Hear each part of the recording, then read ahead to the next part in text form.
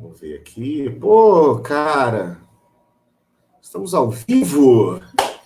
Estamos ao vivo, senhoras e senhores. Hoje é dia 7 de setembro.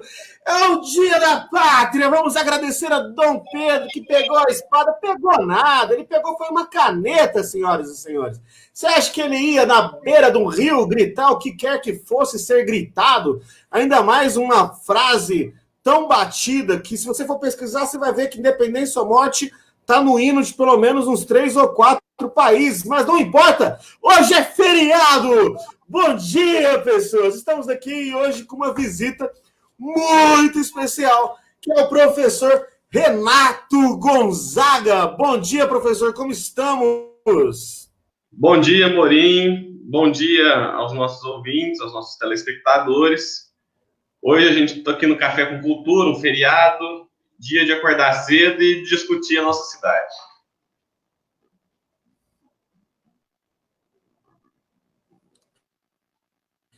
Fala, Renato. Primeiramente, aliás, mais uma vez agradecer por você poder estar aqui conosco, acordar cedo nesse feriado, né, para poder trocar essa ideia aí, conversar sobre a nossa cidade, e tem muita coisa boa para a gente falar. Mas antes disso, eu gostaria que você falasse um pouco de você. Você é professor? Onde é que você está dando aula nesse momento? Como é que está a questão da pandemia? Fala um pouco para a gente, por favor. Bom, eu sou o Renato, sou natural daqui de Franca, tenho 24 anos, sou formado em Educação Física pelo Instituto Federal do Sul de Minas. Hoje eu trabalho na rede estadual, sou professor de eletiva e de Educação Física, nas escolas ETC e a Suíra. E também na creche Sementinha de Vida lá do Veracruz. A gente está num contexto assim, de pandemia, que a educação ela está com muitos problemas, né, como todas as áreas. Então, a gente tem as dificuldades do ensino à distância, que são muitos, principalmente por parte dos alunos, que, principalmente nos bairros mais periféricos, como é o caso da Suíra, eles não têm acesso à internet, não têm acesso a meios de estar assistindo às aulas, computador, celular. Então, essas são nossas principais dificuldades, né? E agora a gente se depara com um novo problema, né? Que o Rocieli e o João Dória planejaram voltar as aulas já agora a partir de setembro, né? Naqueles locais que o estado está na fase amarela. E a gente vê que isso aí, nos estados que foi adotada essa estratégia, não foi tão positivo quanto imaginaram, né? No estado do Amazonas voltou e teve um surto enorme de Covid entre os profissionais da educação, né? Então, a gente tem que ter essa cautela aí quando fala de voltar, mas nossas principais dificuldades são essas.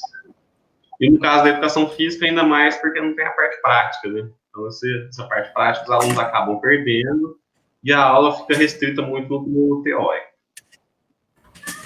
Acho que, em linhas gerais, um resuminho é mais isso. É legal. Eu sei que hoje eu te convidei por uma razão especial para que você pudesse estar aqui. Eu quero discutir com você a questão do projeto que você está à frente. Você e o Ismael, vocês estão à frente dessa construção do eixo de saúde, saúde, bem-estar e esporte. O nome está correto? É mesmo? Saúde, qualidade de vida e esporte. Qualidade, perfeito. E o que acontece? Eu gostaria de falar um pouco sobre isso, mas você tocou em algumas questões interessantes na sua fala inicial, e eu gostaria de falar um pouco sobre elas também. A questão da pandemia tem incitado esse debate com a população em geral, né? Porque, afinal de contas, como fazer com as crianças? Como é que nós vamos fazer com a escola? Só que isso mostra a falência do modelo que foi pensado. Então, nós estamos no século XXI, com um modelo de educação muito semelhante ao da Idade Média. Então, quando se pensa naquela educação tradicional, lousa, tablado, professor aqui em cima, e aquelas carteiras, né, os alunos ali na frente, esse é o modelo que Leonardo da Vinci estudou, é o modelo que Shakespeare estudou, é o modelo que qualquer pessoa da Europa medieval que sentou num banco escolar estudou exatamente neste modelo. E não tinha como ser diferente até o surgimento da internet. Com o surgimento da internet, acontece uma revolução com os ensinos à distância e assim por diante. Só que, no momento, no contexto da pandemia, em que nós somos forçados a rever esse modelo tradicional de ensino, as pessoas mostram uma resistência muito grande, justamente por motivos talvez inconfessáveis. Parte da população deseja a volta às aulas, porque algumas escolas, na verdade, faziam um papel de creche, então alguns pais precisam trabalhar, todos precisam trabalhar, obviamente, mas alguns pais não têm com quem deixar as crianças, então precisam de que algum lugar, que a criança esteja em algum lugar, para que a família possa trabalhar. E, por parte de uma outra parcela da população, existe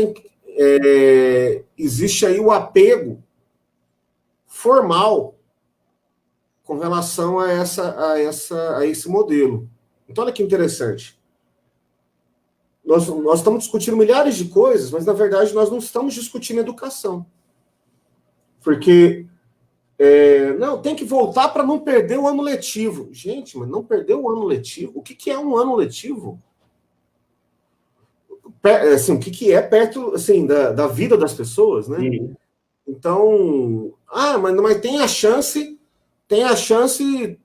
de menos de 1% da criança se contaminar na escola. Primeiro que isso é uma falácia. Não é verdade. Mas mesmo que fosse 1%, eu colocaria eu sujeitaria meus filhos, eu tenho 3, sujeitaria isso? Não, eu não.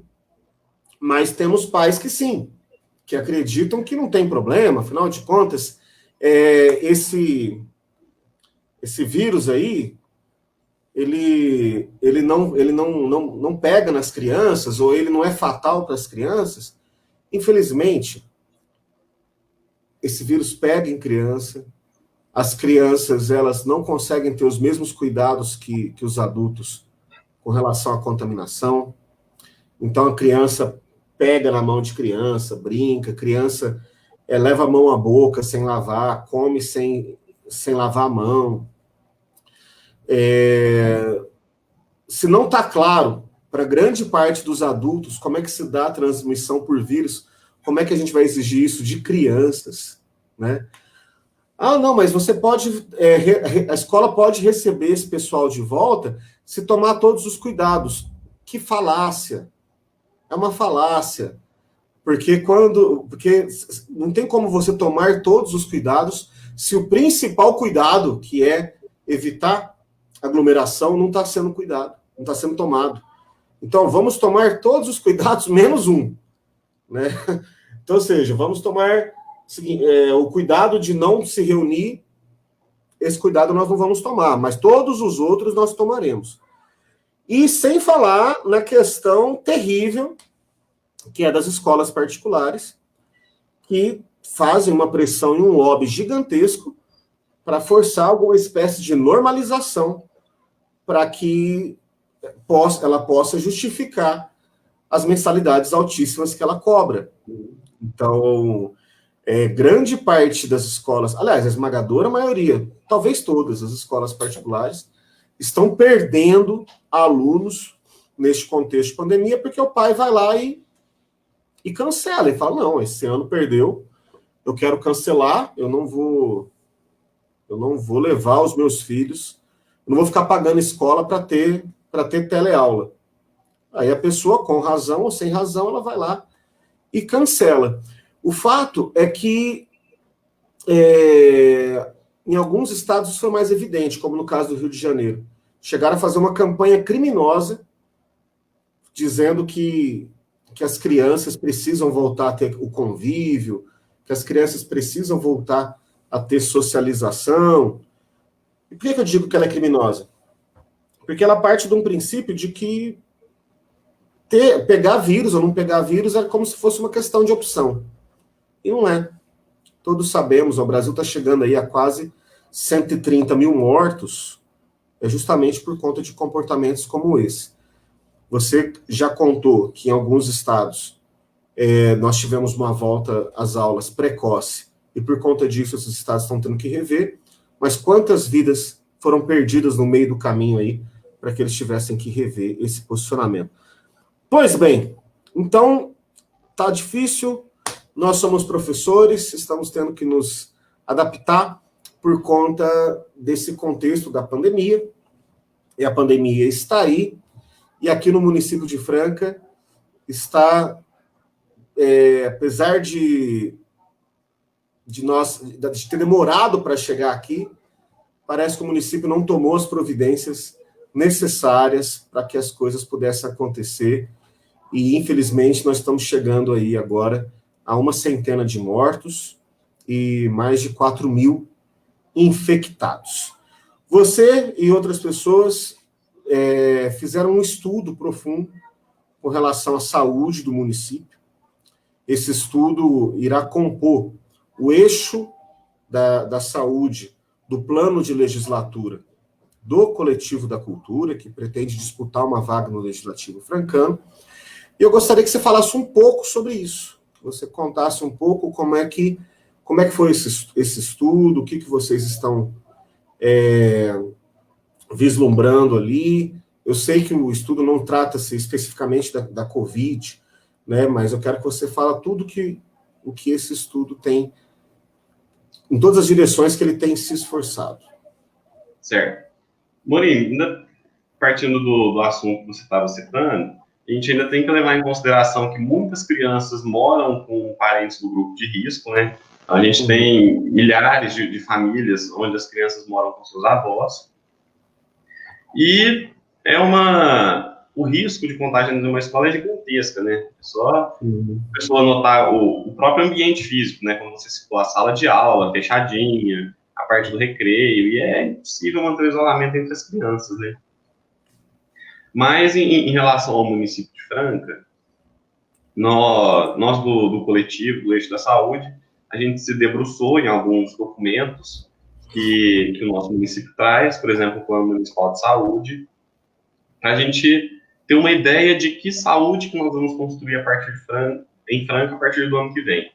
Porque esse Plano Municipal de Saúde, ele que vai definir as diretrizes da saúde no município, e ele é feito a cada 4 anos. Então, a cada início de mandato é feito um novo documento. Então, ano que vem, independente de quem vença as eleições para prefeito e nomeie o seu secretário de saúde, esse plano de saúde, esse plano municipal de saúde, ele vai ter que ser reestruturado. E qual que é o problema que a gente vê assim no plano de saúde? O plano municipal de saúde, a forma que a saúde de Franca trata, ela trata muito mais focado no tratamento das doenças do que na prevenção. Então, isso é uma coisa que é geral no Brasil, que é linhas gerais no Brasil. Então, você vai lá, se você for ver um investimento, por exemplo, no caso da diabetes, você tem um investimento muito maior no tratamento da doença, com remédio, com os tratamentos da diabetes, por exemplo, de insulina e etc., do que na prevenção da diabetes, que é uma orientação que preveniria o camarada de ter a diabetes. Ainda no caso da diabetes, é uma doença, no caso da diabetes tipo 2, aquela que o indivíduo não nasce, que ele vai desenvolver, que você pode controlar ela, inclusive quase zerando o número de medicamentos, através de mudanças de hábito alimentar e de atividade física. Então, a gente não vê esse tipo de política sendo aplicado no município e nem no estado de São Paulo. E, em linhas gerais, no Brasil também não. Então, é um exemplo que mostra a importância da prevenção, buscando evitar que aquela doença surja, evolua, e o cidadão acabe no SUS, necessitando de um atendimento muito mais complexo, que vai gerar muito mais gasto. Então, assim, tanto do ponto de vista econômico quanto de saúde, a prevenção é o melhor caminho. Então, nós do eixo de saúde do coletivo entendemos dessa maneira. Outra aspecto que a gente acha que tem que ter uma ênfase muito importante é na atenção básica em saúde, que vai ser justamente você diagnosticar a população precocemente. Então, você, voltando no caso da diabetes, saber aquelas pessoas dentro da população que já são pré-diabéticas, para evitar que venha a evoluir a doença. Tratar com os tratamentos precoces de prevenção, de diagnóstico. Porque em alguns estudos, alguns artigos, eles trazem que a cada R$1 investido na prevenção, se economiza R$10 no tratamento. Então, a gente vê que 10% do valor que você gastaria no tratamento do indivíduo lá no posto de saúde, você economiza fazendo a prevenção dele.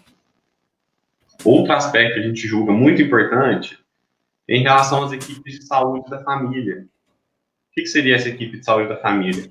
Elas são equipes multidisciplinares, elas vão contar com diversas profissões ligadas à saúde, então ela pode ter a forma básica de se formar é o médico, o enfermeiro, técnico de enfermagem, mas pode aparecer, a depender do poder público, fisioterapeuta, educador físico, nutricionista, médicos de especialidades diferentes. Então, essa equipe multidisciplinar ela vai ser formada a depender da Secretaria de Educação, da Secretaria de Saúde, e do Poder Executivo.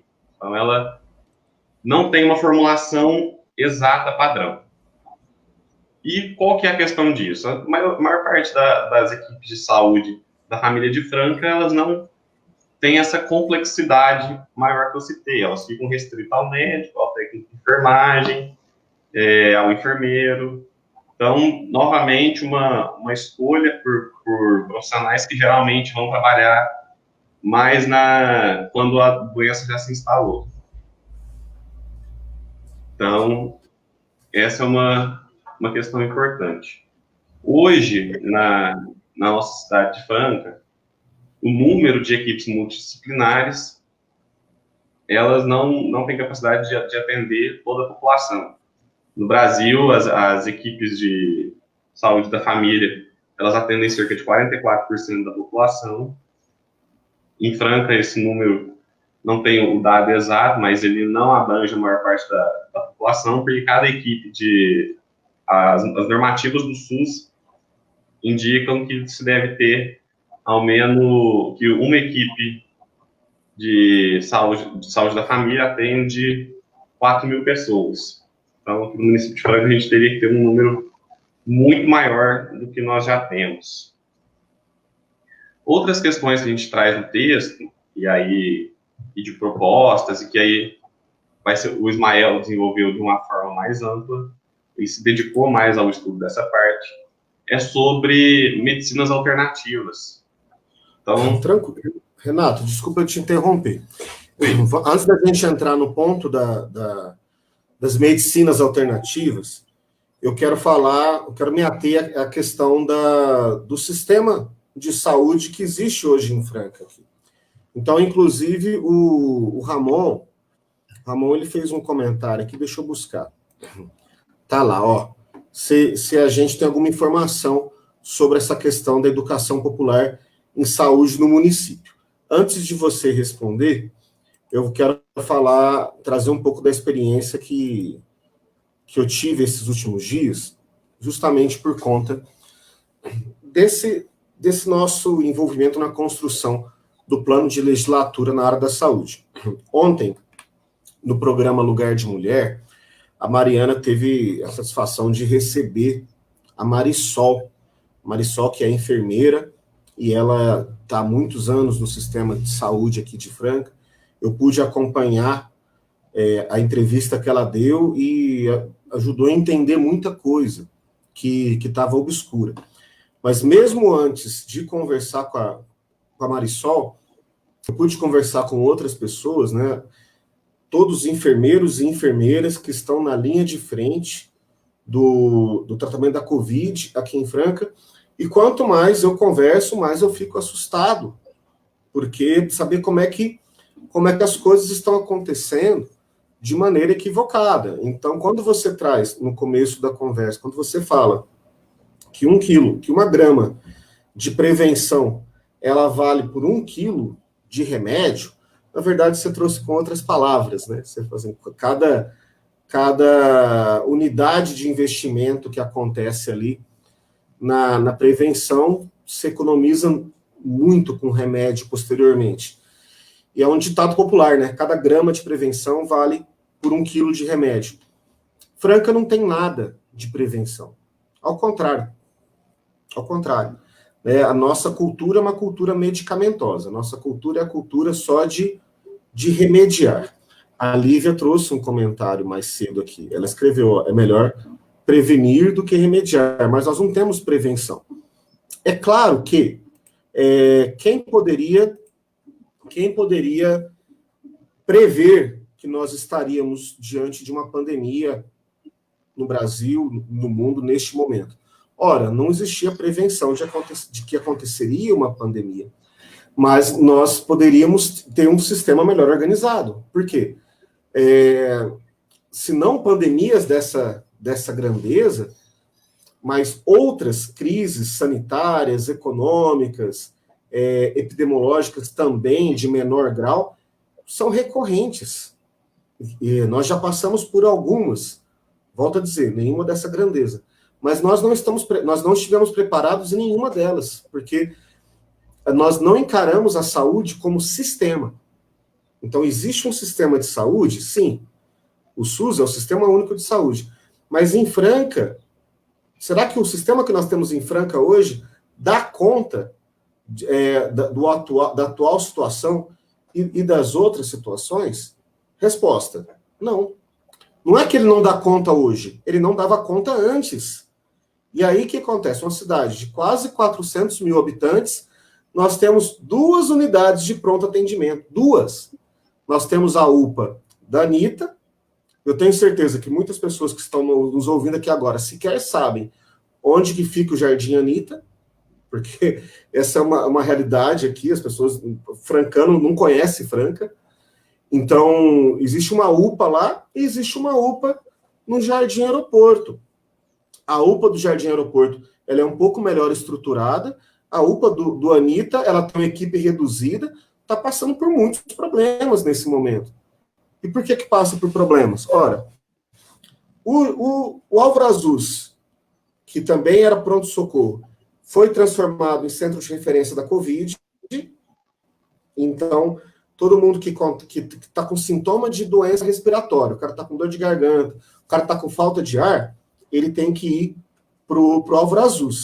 De lá, se ele precisar de internação, ele vai para o Hospital do Coração. Então, essas 2 unidades ficaram quase que exclusivas ali para a Covid. Então, se a pessoa tem um AVC, se a pessoa ela sofre um acidente, ela não pode ir para o Janjão, para o Álvaro Azul. Ela precisa ir para uma UPA. E na UPA, se ela precisar de internação, ela tem que ir para a Santa Casa. Olha que coisa. Quando eu descrevo esse sistema, até dá a impressão que a gente tem gestores públicos atentos às necessidades da população. Mas veja bem, dá a impressão se o município tivesse 80 mil habitantes, se o município tivesse 90 mil habitantes, nós temos 400 mil, quase 400 mil, e ainda atendemos a região. Então, você ter uma unidade de pronto atendimento e de internação para Covid, 2 de pronto atendimento e uma de internação para Covid, para esse volume de pessoas, é a fórmula do fracasso. Não por acaso morrem pessoas esperando vagas para internação, seja no Hospital do Coração, por conta de Covid, seja na Santa Casa, por outros problemas. Então, isso mostra que Franca não investiu da maneira correta em programas como o que você descreveu, Programa Saúde da Família, não investiu. Por quê? Ora, mas e se tivesse investido, ia mudar alguma coisa hoje? Ia mudar muito. A gente sabe. Nós temos uma equipe para estar fazendo esse trabalho de prevenção, né? De testagem em massa. Não, mas mesmo assim, mesmo que sem falar diretamente, as pessoas ali, aquelas famílias acompanhadas, se nós tivéssemos, através desse acompanhamento, desafogando as UPAs e a Santa Casa, nós já estaríamos fazendo um grande favor. Porque você está desobstruindo o sistema de saúde com coisas que podem ser evitáveis. Nós sabemos quais são as principais causas de infarto. Então, isso pode ser acompanhado, isso pode ser tratado com tempo, com prevenção. Mas não. Então, nós sabemos os benefícios do esporte, da prática de atividades físicas para controle de um sem número de doenças. Mas nós não temos nada nesse sentido. Então, essa é a forma do fracasso. E digo mais, até mesmo relacionado à Covid. As pessoas que têm um sistema imunológico mais bem preparado, elas não contraem. E muitas que contraem não desenvolvem os sintomas. Sofrem menos. Então, não por acaso, entre as principais vítimas fatais da Covid, estão aqueles que possuem comorbidades, porque tem um sistema imunológico mais fragilizado. E se você tem um sistema de saúde efetivo, que vai cuidar das pessoas efetivamente, para que elas tenham uma boa vida, o resultado poderia ser diferente. Então, a prefeitura, os nossos gestores, ao invés de cuidar, porque saúde é isso, poxa. Saúde é para que as pessoas tenham uma boa vida. Não é só para que a pessoa, quando ela está doente, é lógico, chega um momento que ela fica doente, e aí ela vai ser cuidada, né? Mas todos nós estamos sujeitos a isso. O que você estava dizendo? Eu acho que você fez alguns apontamentos que são importantes aí. Outra coisa, eu queria dar uma adendo na mensagem do Ramon, que ele citou uma proposta que ela não é muito amplamente divulgada, uma proposta que ela é pouco conhecida. Eu mesmo li pouco sobre isso, que é sobre a educação popular do SUS. Ele é um projeto recente, tem cerca de, se não me engano, não chega nem a 10 anos, eu tinha estudado. E ele é uma proposta educacional voltada à saúde, com o objetivo, assim, de entender o indivíduo. Então, ele é uma proposta que ela é mais crítica, né, que ela vai se basear em Paulo Freire, e que ele visa diminuir hierarquias e entender o indivíduo na sua complexidade, mas principalmente de uma maneira mais social, de entender o indivíduo inserido naquele contexto social. E de uma forma que a saúde não fique só no aspecto biológico, né? Não fique só no aspecto biológico, mas que avance também sobre as questões culturais e sociais. Outra coisa em relação ao nosso sistema de saúde de Franca, claro que ninguém imaginaria que a Covid, ninguém imaginaria que o Brasil viveria uma pandemia da forma que está vivendo nos anos anteriores, né? Mas quando, meados de início de março, quando a pandemia já estava se instalada na capital e avançando para o interior, poderia ter feito, se Franca, como você citou, tivesse melhores gestores, poderia ter feito se investido mais em leitos, buscado fazer testagens em massa, criado um canal de informação com a população, para informar o que é a Covid dentro do rádio, que o rádio é uma tecnologia um pouco mais ultrapassada, mas ele é muito utilizado ainda em banco de pessoal, oficina, a maior parte da população francana ainda se informa por rádio. Então, o taxista que fica lá na Hertz, na 91, durante praticamente todo dia. Isso não foi feito. Poderia ter feito isso. Todas as coisas que eu estou citando, elas ocorreram em outras cidades do Brasil. Não é nada que foi um projeto tirado da cartola. Um disque para a pessoa ligar e falar, olha, estou com tal sintomas, tenho necessidade de procurar um médico ou não. E isso não foi feito. Então, a prefeitura deixou que, em meados de março, a cidade entrasse numa histeria generalizada Não uma histeria, porque há o medo da doença, mas assim, o pessoal correu para mercado, lotou o mercado e tal, isso, qualquer coisa, e ficou aqueles 15 dias fechado, bonitinho, mas o poder público não deu a resposta.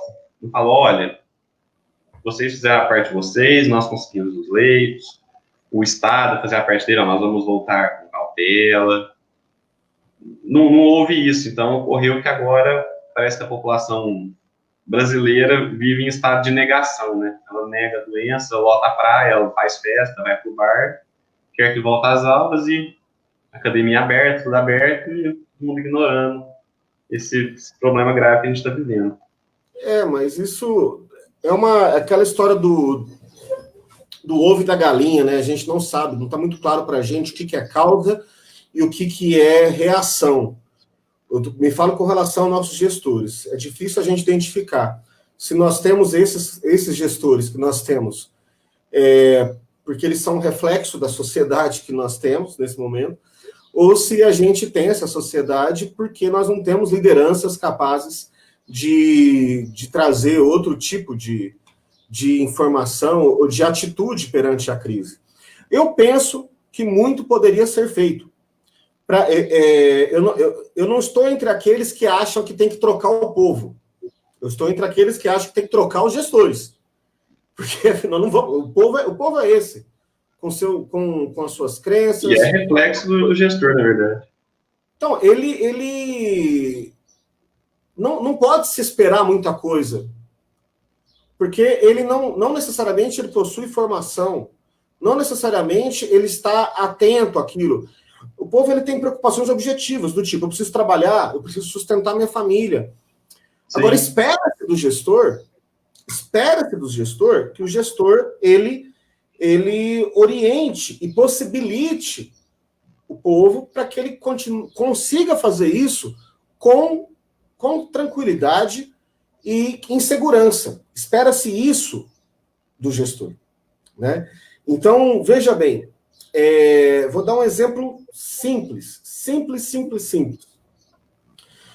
Hoje, a informação que nós demos agora há pouco aqui, e eu estou muito feliz porque a Marisol está conosco aqui, ela mandou um bom dia para a gente.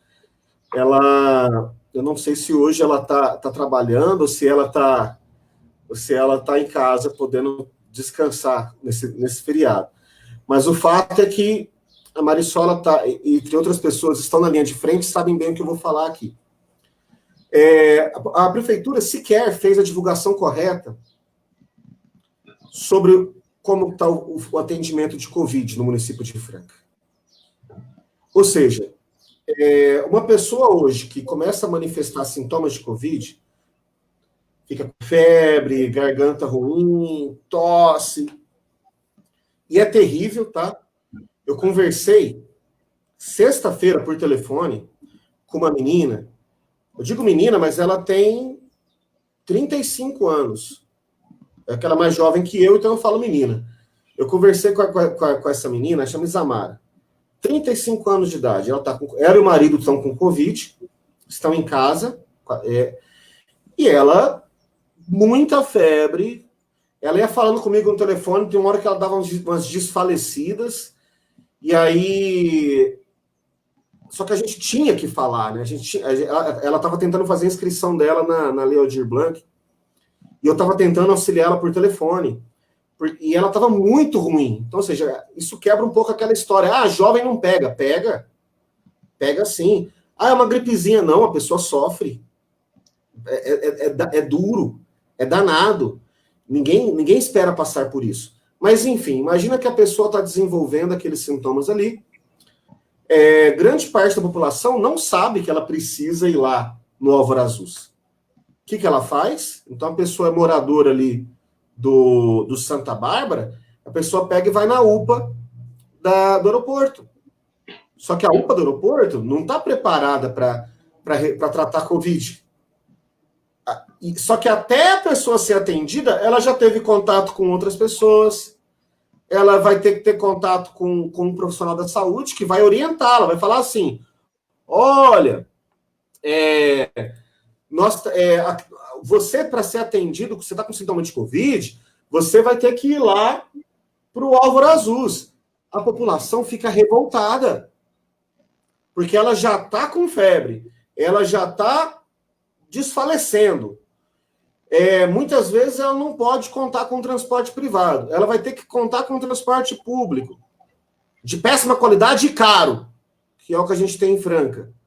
E aí ela vai lá na porta da UPA, e aí o auxiliar de saúde que atende ela fala para ela ir para o Álvaro Azus.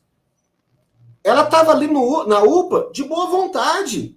A prefeitura não fez uma campanha efetiva, pelo menos, para avisar as pessoas que a unidade de referência de tratamento de Covid é lá no Álvaro Azus. Então, olha como a inépcia de um gestor ajuda a piorar um problema. E vou dizer mais coisas. Olha só, aquele enfermeiro, aquele profissional de saúde que está na UPA, que está lá no Jardim Anitta, ele não tem os mesmos EPIs, os equipamentos de proteção individual, que o pessoal do Janjão tem, do Álvaro Azus possui. Não são os mesmos EPIs, porque os EPIs vêm para cá, para o Álvaro Azus, para que a pessoa possa lidar diretamente com a Covid. Os macacões, né? Esqueci o nome em inglês. É isso, é escudo de face, né? Shield face. Face shield. Face shield, eu acho que é isso. Ele não tem os mesmos EPIs. Então, por que a prefeitura... E se você entrar no portal da transparência hoje, as pessoas que estão nos assistindo talvez estejam aproveitando o feriado, né, 7 de setembro, comemorando a independência do Brasil. Então, vamos aproveitar que a gente está no feriado e vamos fazer uma coisa efetivamente patriótica? Vamos entrar no portal da transparência do município e vamos ver quantos milhares de reais a prefeitura diz estar gastando com publicidade. E gente, para onde está indo essa publicidade? As pessoas sequer sabem para onde elas têm que ir em caso de infecção de Covid, em caso de sintoma de Covid. E tem mais problemas. Tem outros problemas.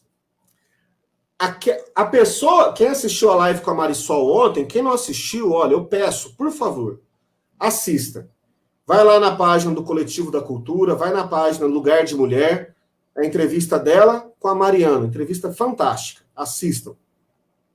A Marisol contou, depois de muita luta, quem está no Álvaro Azus, na linha de frente, está recebendo um adicional de 40% no salário por conta de insalubridade. Um adicional mais do que justo. Por quê? Porque o salário de enfermeira é salário de fome. A pessoa recebe pouco mais de R$1.000 para arriscar a vida. Arriscar a vida para salvar a nossa. E todo mundo sabe que quem carrega o hospital nas costas é enfermeiro, é enfermeira. Não é médico. Mas muito bem, o médico é importante? É. Só que os enfermeiros e as enfermeiras carregam o hospital nas costas. Muito bem. Então, os profissionais da saúde que estão lá no Álvaro Azus recebem 40% de insalubridade porque tem que lidar com 40%, a Mariana já colocou aqui, 40% do salário mínimo, não do salário que a pessoa recebe. Mas não é muito diferente não, viu? Tá tudo bem. A pessoa recebe 40% do mínimo para insalubridade. Só que quem está lá na UPA do aeroporto, que também está atendendo o pessoal de Covid, porque a pessoa muitas vezes não sabe que tem que ir no Álvaro Azus, quem está lá na UPA do aeroporto não recebe a insalubridade. Olha que coisa. Olha que coisa. E esse convênio está na linha de frente também. E também está na linha de frente. Não por acaso, grande parte das pessoas que testaram positivo em Franca são profissionais de saúde. Grande parte são profissionais de saúde. E nem todos são do Álvaro Azus. São pessoas que não tinham os EPIs necessários para trabalhar e se contaminaram nas UPAs, por exemplo, na Santa Casa, por exemplo. Então, isso é tudo muito triste, e a gente vê, com esse tipo de situação, o quanto que faz falta um gestor. Não estou falando que Franca precisaria ter uma equipe fantástica de profissionais pensando na saúde. Não, mas assim, se tivesse prefeito,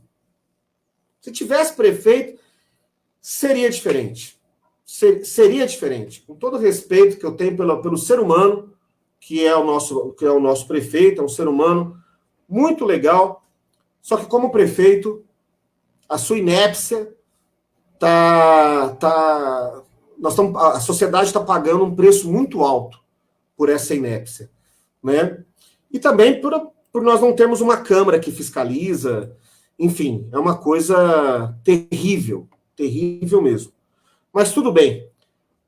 Algumas pessoas aqui nos comentários estão falando sobre a medicina alternativa, né? Então, o Ramon lembrou sobre as medicinas, né? Algumas práticas integrativas aqui. O professor Vitor Esteves também lembrou sobre isso.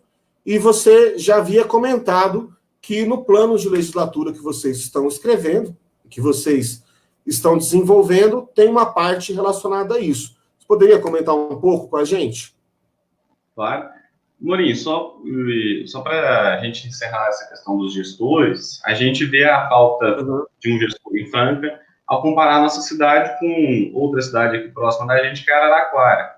Araraquara, eles tiveram uma maneira de enfrentar o Covid muito diferente de Franca e Ribeirão Preto, e eles conseguiram resultados melhores.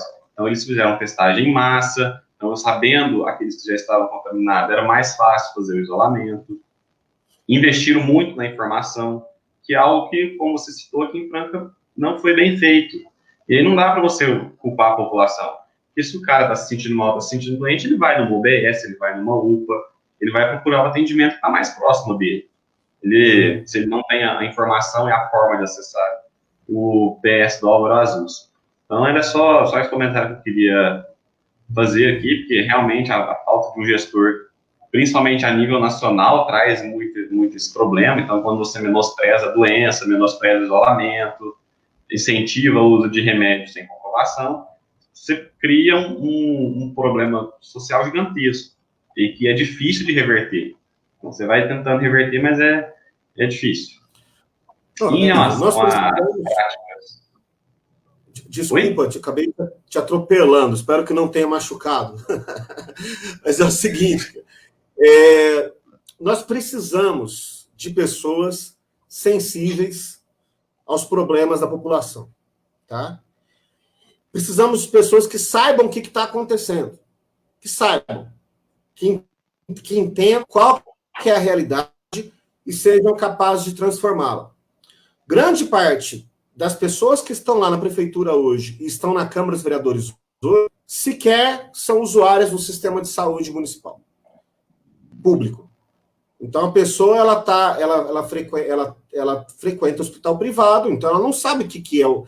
Não tem como você exigir dela que ela entenda o que é o SUS, porque ela sequer é usuária da rede pública. Então, com todo respeito, eu não vou citar nome, não, mas às vezes o cara é empresário, às vezes o cara é dono de jornal, sei lá, assim, falando assim, profissões aleatórias. Como é que a pessoa vai saber como é que funciona um SUS? O cara nunca ficou numa fila do SUS. Como é que o cara vai entender como é que funciona um janjão, um pronto atendimento? O cara nunca entrou lá. É por isso que é muito importante a candidatura de pessoas do povo que entendam os problemas do povo. Nós estamos... A partir do dia 27 de setembro vai começar o período eleitoral. Então, tem algumas pessoas que eu conheço serão candidatas e eu faço todos os votos do mundo para que se elejam. Se tudo der certo, essa menina que está aqui, ó, que é a Marisol, se tudo der certo, ela será candidata. E essa é uma pessoa que merece estar lá, tá? É claro que o Coletivo da Cultura vai ter candidatura também, outras pessoas valorosas também vão se candidatar, mas quando a gente fala da saúde, né, se a gente puder, se o município puder, se o município tiver a oportunidade de eleger alguém que estava na linha de frente da Covid para poder ajudar a fiscalizar, como é que vai ser a reconstrução dessa cidade o ano que vem, se a cidade tem essa oportunidade, eu acho que a gente não pode deixar, a gente, enquanto sociedade, a gente não pode deixar passar, não. Muito bem. Vamos lá, eu te interrompi, você estava começando a falar sobre a...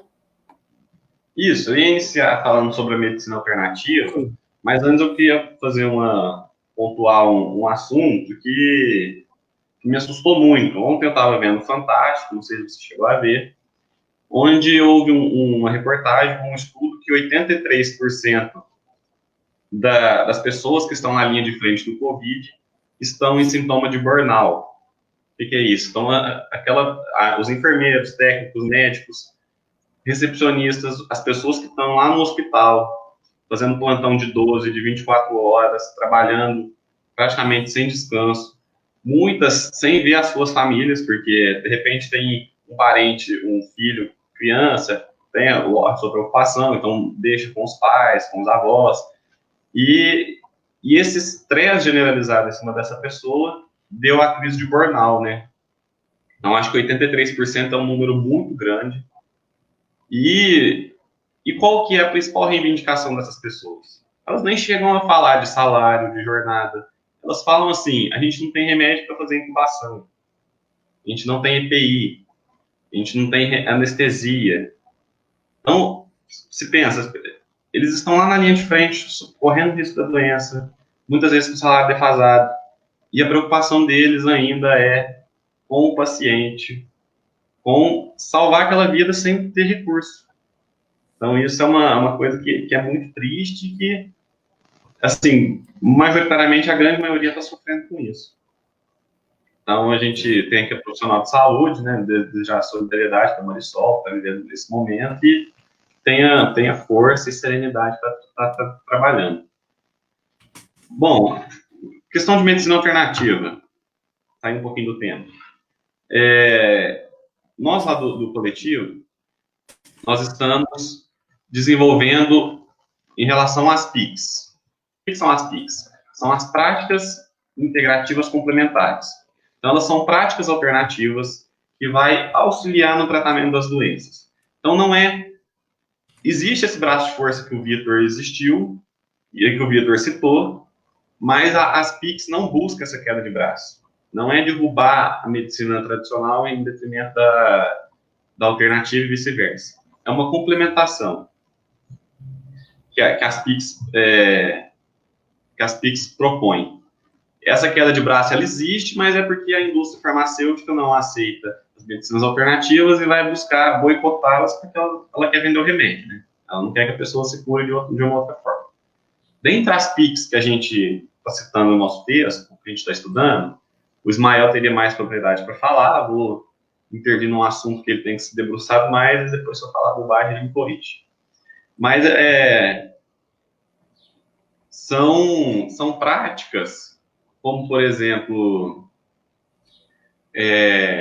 a medicina chinesa, a acupuntura, o reiki. Então, seriam essas práticas medicinais aliados da saúde convencional, tradicional, no tratamento das doenças. E isso já vem sendo aplicado, inclusive nos documentos formativos do SUS. Existe um Programa Nacional de Plantas Medicinais e Fitoterápicos. Então, já é uma coisa que aparece dentro do SUS. Então, é uma ação que é possível de ser aplicada e que seria muito importante pensando na saúde do nosso município. Eu vi que tinha um comentário aqui do Ramon, eu não cheguei a ler ele. Tem como colocar ele aqui na tela?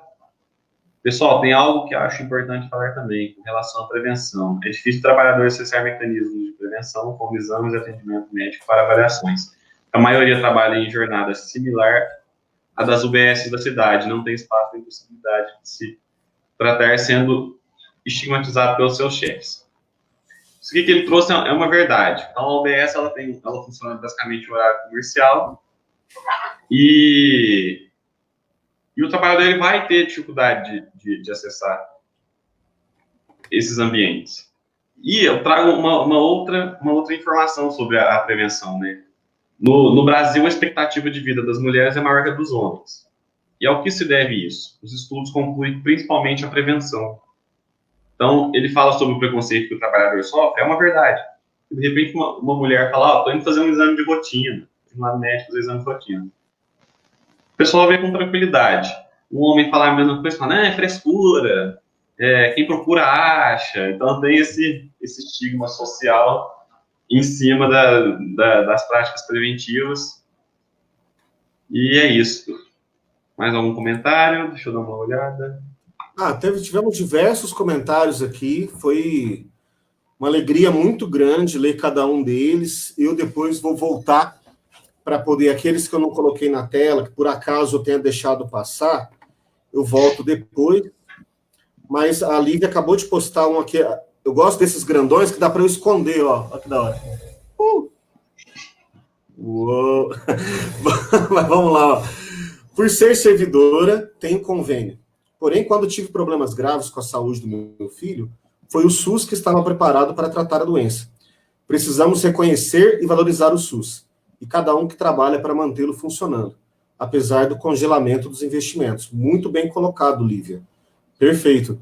Vira-mexe, a gente escuta, tem um desprazer de escutar, né? Mas sempre é melhor escutar do que ser surdo, né? Mas, enfim, de vez em quando a gente escuta alguém falar assim, eu pago...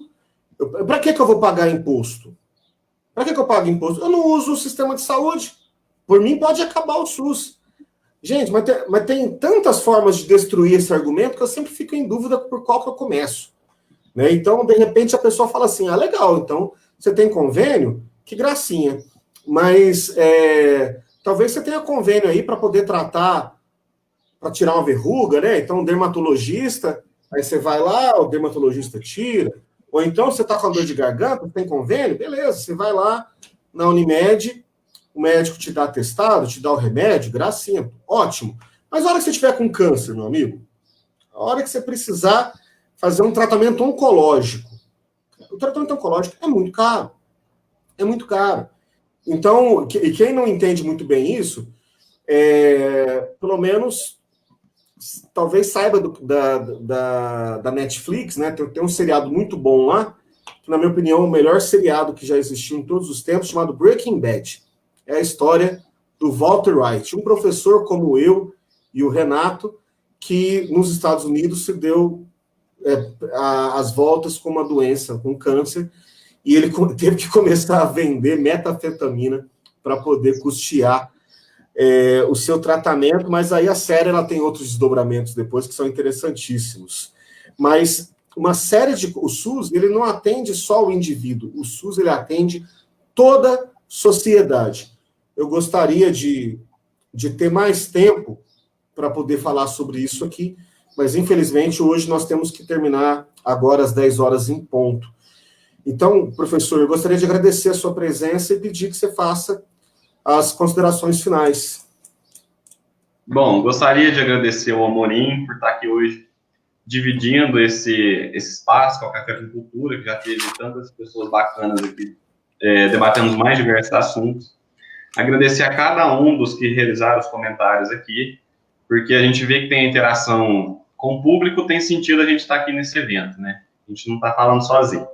Agradecer a quem compartilhou os links, quem abriu sala de vídeo, comentários, aos profissionais da saúde que participaram aqui, a Marisol, ao Vitor, a Lívia, o Ramon, agradecendo a todo mundo e dizendo que eu estou à disposição, quem quiser conversar mais de saúde, não trabalho em hospitais, nem na linha de frente, mas busco estudar e busco me qualificar para estar fazendo um debate apropriado dentro do coletivo da cultura e formando um plano de legislatura que seja coerente e eficiente. Então, acho que é isso. Agradecer a todo mundo. Um abraço, um beijo aí para todo mundo. Tamo junto. Ô, Renato, não faltou nada, cara? Deixa eu pensar aqui. Não tem alguma coisa que você está sentindo falta, que você fala assim, pô, Amorim, mas todo mundo ganha, eu não... Tem um presentinho aí? Aqui, ó. A gente falou tanta coisa séria que eu esqueci. Aqui, cara. Ó.